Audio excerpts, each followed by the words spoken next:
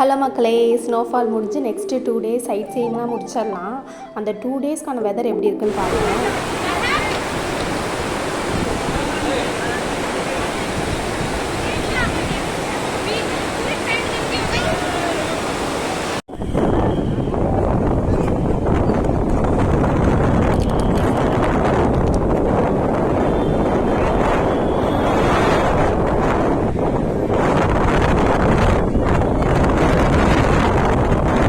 Snowfall வந்தப்போ கூட வார்மாக இருந்துச்சு. அதுக்கப்புறம் ரொம்ப ஃப்ரீசிங் டெம்பரேச்சர் போகிறப்பெல்லாம் தாங்கவே முடியல. ரொம்ப அதிகமான காற்று அடிச்சிச்சு. அதுக்கு தகுந்த மாதிரி நம்ம ட்ரெஸ்ஸிங்ஸ்லாம் கரெக்டாக எடுத்துகிட்டு வந்துக்கணும்.